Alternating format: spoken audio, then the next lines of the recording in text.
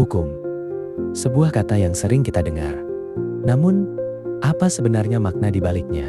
Ia bukan sekedar serangkaian aturan yang mengatur kehidupan kita, melainkan sebuah cermin yang mencerminkan nilai, moral, dan perjuangan masyarakat.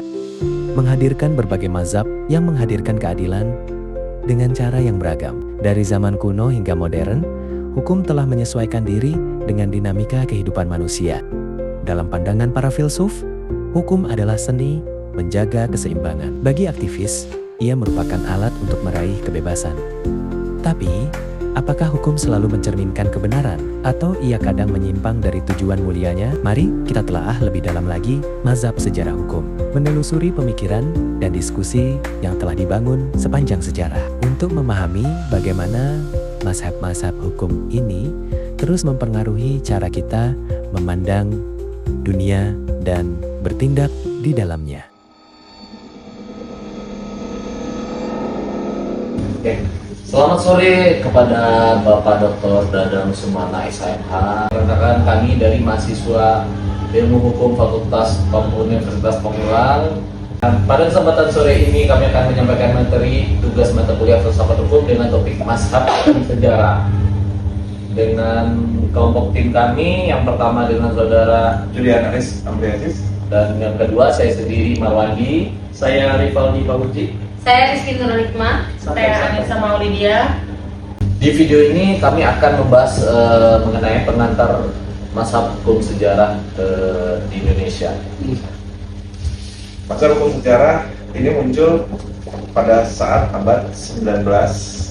Saat itu banyak negara yang ingin membuat hukum secara beragam lewat kodifikasi. Tapi menurut mazhab ini, cara tersebut justru bermasalah. Kenapa? Yang intinya pemikiran mazhab hukum sejarah adalah bahwa hukum itu tidak dibuat secara instan oleh penguasa, melainkan tumbuh dari kehidupan masyarakat. Nah, saya akan membahas tokoh-tokoh yang paling terkenal dalam hukum sejarah. Nah, yang mana tokoh yang pertama yang paling terkenal adalah Friedrich von Savigny. Yang mana menurut Savigny, hukum itu bukan ciptaan penguasa, bro. Terus kita siapa? Tapi tumbuh dari kesadaran hukum masyarakat. Nah, oleh karena itu dia menolak kodifikasi hukum yang dipaksakan tanpa melihat sejarah dan budaya bangsa. Nah, tapi ada lagi nih, selain Savigny ada juga Gustav Hugo. Nah, di mana Gustav Hugo berpendapat bahwa hukum itu muncul dari kebiasaan yang dilakukan secara terus-menerus dalam masyarakat. Kalau suatu kebiasaan sudah dianggap wajar dan adil, maka kebiasaan itu bisa menjadi hukum. Tokoh lainnya adalah Gottfried Stra yang mengembangkan pemikiran Savigny dengan lebih sistematis. Nah, dia menegaskan bahwa hukum adat punya kedudukan penting karena berasal langsung dari kehidupan masyarakat. Nah, dari ketiga tokoh ini nih, bisa disimpulkan nih bahwa hukum harus dipahami secara historis dan sosial, bukan hanya dari teks undang-undang. Gitu, bro. Berarti tidak selain teks undang-undang ya? Enggak, fleksibel. Oke teman-teman, sekarang saya akan membahas bagian konsep Volksgeist namanya itu, yaitu jiwa bangsa.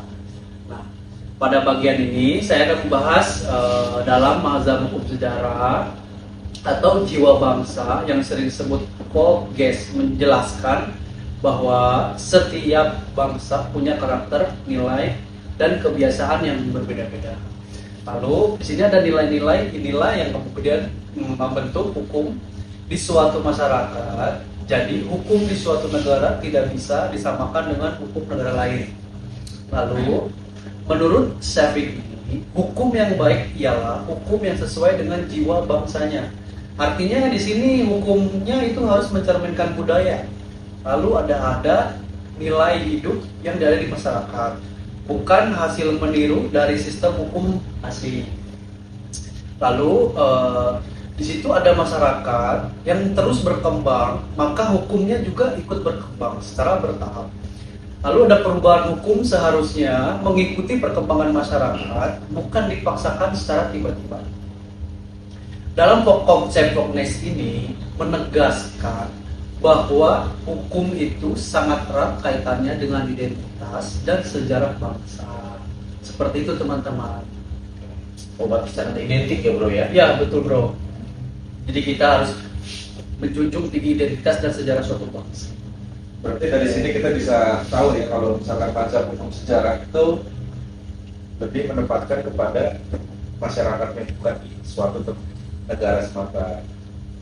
Iya betul, seperti itu bro. Sekarang saya mau ngejelasin tentang kelebihan dan kritik dari mazhab sejarah hukum, ya kan?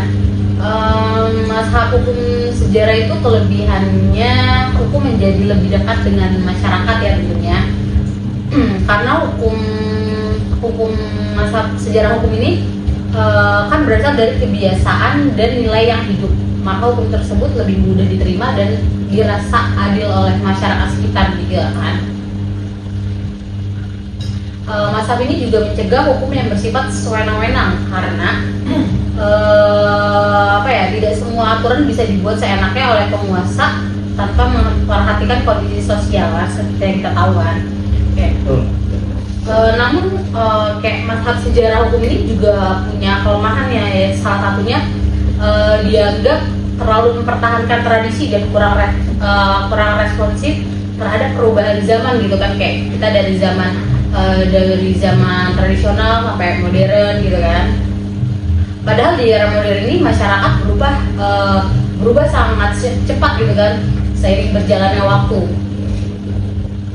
Selain itu tidak semua tradisi itu baik, ya kan? Kita semua tahu kan kayak tradisi itu ada yang baik atau buruknya, bisa diterima atau tidaknya gitu kan. Oke, sepakat. Kalau hukum terlalu bergantung pada kebiasaan lama gitu, bisa jadi justru menghambat keadilan dan pembaruan hukum yang akan datang gitu kan. Walaupun kita tahu kan banyak nih udah mulai perubahan hukum juga kan. Jadi kalau misalnya kita selalu bergantung sama tradisi lama gitu kan, jadi kayak kurang ada kelemahan dari situ juga. Saya akan membahas relevansi mazhab hukum dan sejarah di Indonesia.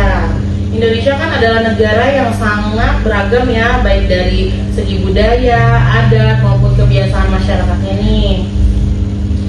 Hal ini sesuai dengan pemikiran mazhab hukum sejarah yang menekankan bahwa hukum harus bersumber dari nilai yang hidup di masyarakat. Di Indonesia sendiri, konsep hukum yang hidup dalam masyarakat atau living law masih diakui, terutama dalam hukum adat dan beberapa putusan pengadilan. Ini tuh menunjukkan bahwa hukum tidak hanya berasal dari undang-undang tertulis.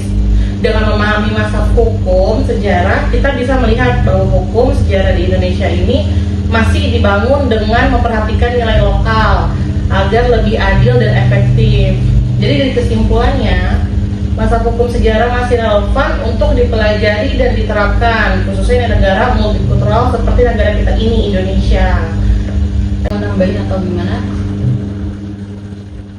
Tapi kalau menurut prinsip itu hukum itu dibuat atau ditemukan maksudnya? Hukum itu dibuat. Kalau menurut saya, karena apa ya? Karena yang kita tahu kan hukum itu terjadi dari dari kebiasaan masyarakatnya juga kan.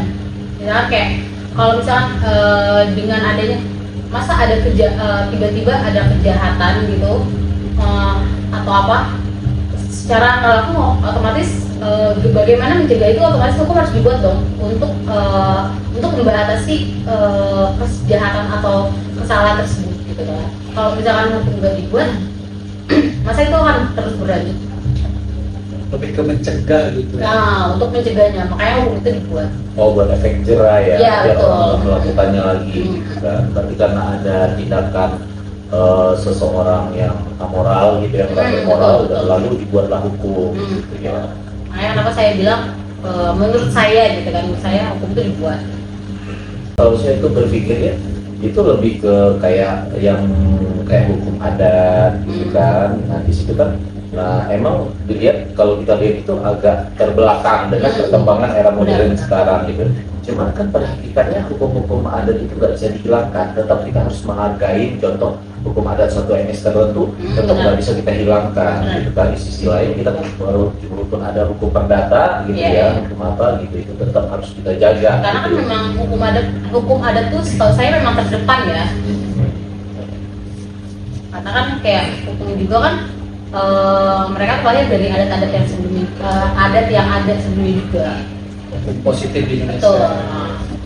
Nah, terus menurut Mbak sendiri, apabila ada hukum adat bertabrakan dengan hukum perdata, menurut Mbak apa yang lebih dulu diutamain? Kalau saya ya hukum adat sih. Ya, kita tetap harus menghargai Benar, adat kita harus itu ya. menghargai adat yang ada gitu. Karena sebagaimana kita tahu juga kan mereka lahir lebih dulu dan kita harus menghormati gitu kan. Ya biar sesuai dengan tema juga ya, Betul. karena hukum sejarah jadi hukum adat betul. itu merupakan sejarah juga, sejarah perjuangan bangsa. Nah, karena kan kita di sini konteksnya membahas masa hukum sejarah ya. Oh, iya, oke, siap. Tapi memang sebenarnya kalau untuk dibilang untuk mengutamakan adat atau apa tadi dengan Bang Wan dibilang hukum perdata gitu kan. Kalau saya lebih memilih adat sih karena saya menghargai adat kita yang ada karena lebih dulu. Oke, siap. Terima Oke. kasih.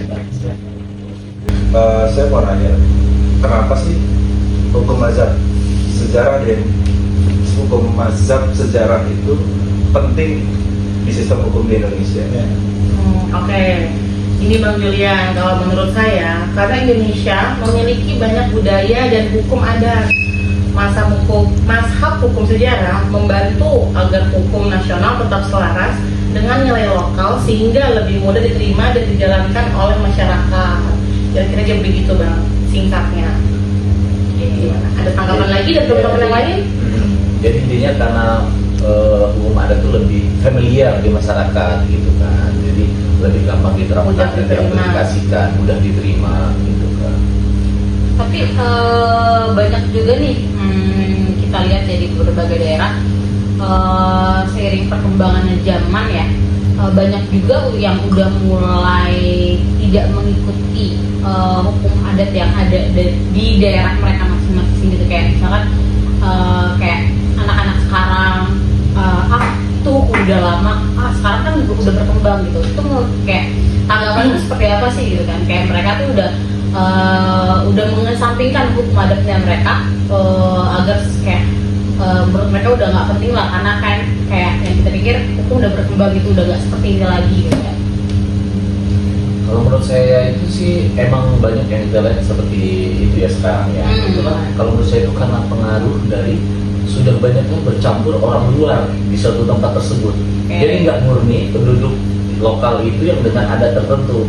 Karena udah banyak orang yang masuk situ terpengaruh dari budaya luar, Benar. budaya nyampur. Ya. Apalagi anak-anak sekarang kan udah ngikutin Teknologi zaman ya. digital, modernisasi, gitu kan. Digitalisasi. Kadang ada kayak beberapa anak yang belum bisa menyaring gitu untuk kayak segala informasi yang ada gitu ya.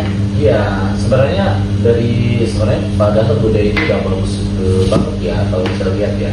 Karena dari mulai tata cara ngomong dengan orang yang lebih tua, sopan santun, etika, tata krama, bahkan sampai dalam berpakaian itu udah diatur dalam adat. Iya betul sebenarnya, betul. gitu ya. Tapi sekarang kayak lebih banyak yang menyampingkan atau menyepelekan gitu kan. Kayak mereka menganggapnya udah biasa gitu ya. Ya itu karena di lingkungan situ udah bercampur gitu kan, udah terpengaruh di luar terpengaruh.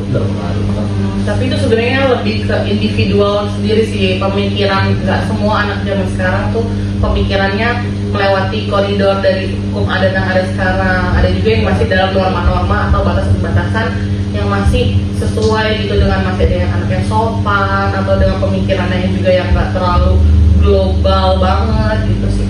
Berarti kayak tergantung juga dari Iya. cara berpikir sama Dan didikan orang tua sih dan lingkungan betul seperti dari kata Bang Wandi. Iya berarti kayak lingkupnya mereka itu seperti apa gitu ya kayak mereka tuh untuk membawa pemikiran mereka tentang hukum adatnya mereka itu seperti apa gitu. Ada yang anggap itu old school, ada yang anggap itu ternyata bagus juga ya ada hukum ini tuh membantu orang-orang masih dalam koridor yang baik dan benar gitu. Tapi saya rada prihatin sih karena kayak mulai sekarang tuh banyak banget anak muda yang udah nggak tahu hukum adat mereka gitu. Tapi kalau menurut Mbak Nisa sendiri masih ada upaya nggak sih bagi pemerintah buat menyelamatkan nilai-nilai adat dan budaya itu? Atau apa kira-kira menurut saran Mbak terhadap pemerintah buat menyelamatkan nilai-nilai budaya dan adat itu? Kalau menurut saya masih ada ya. Contohnya kalau di sekolah kan masih ada mungkin seperti hari mungkin kayak pramuka itu masih ada. Atau pakai Mungkin atau lebih pakai ke pakaian adat daerah gitu ya? Iya, pakai hari kayak merayakan hari pahlawan, pakai 17 Agustusan gitu, dengan upacara juga gitu sih. Paling juga dengan guru-guru yang ada di sekolah pun pasti juga membantu untuk murid-muridnya lebih tahu norma-norma dan hukum-hukum adat atau ketentuan yang ada di sekitar situ sih. kayak lebih kayak sebenarnya kayak pelajaran tentang sejarah di Indonesia, termasuk kayak hukum adat itu kan pasti bakal ada diselipin untuk pelajaran setiap di sekolah itu kan.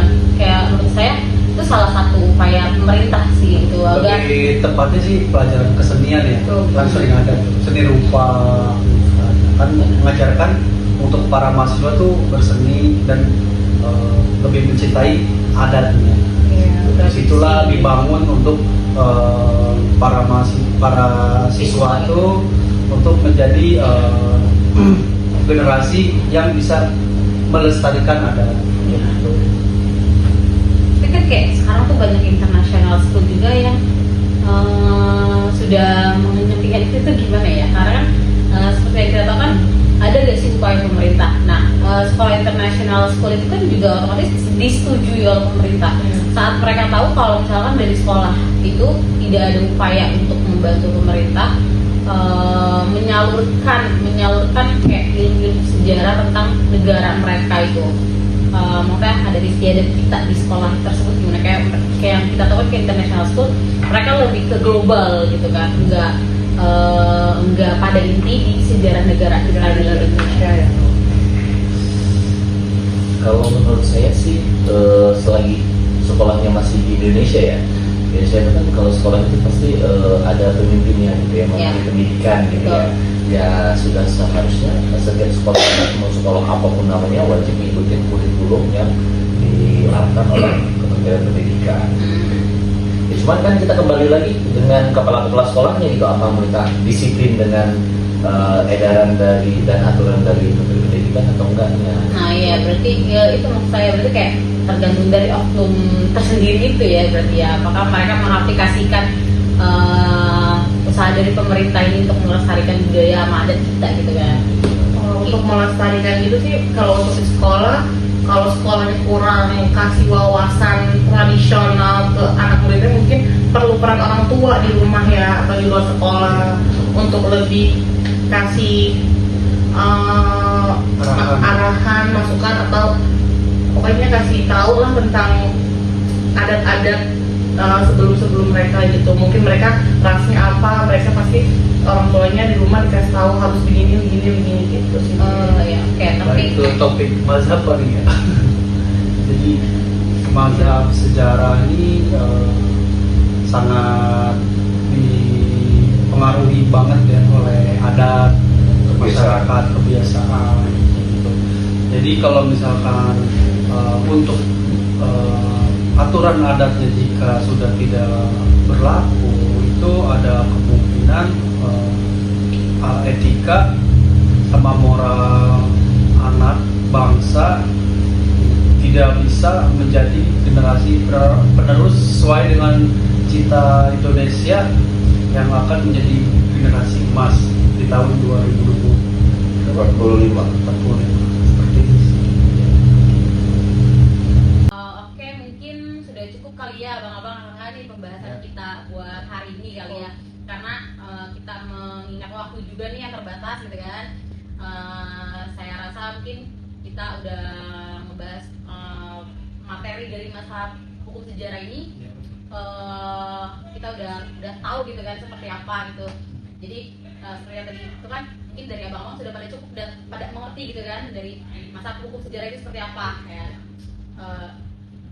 Baiklah, kita cukupi sampai di sini. Terima kasih abang-abang, kakak udah menyediakan waktunya buat di obrolan kita hari ini. Terima kasih juga buat teman-teman sekalian yang sudah luangin waktu buat nonton pembahasan kita hari ini.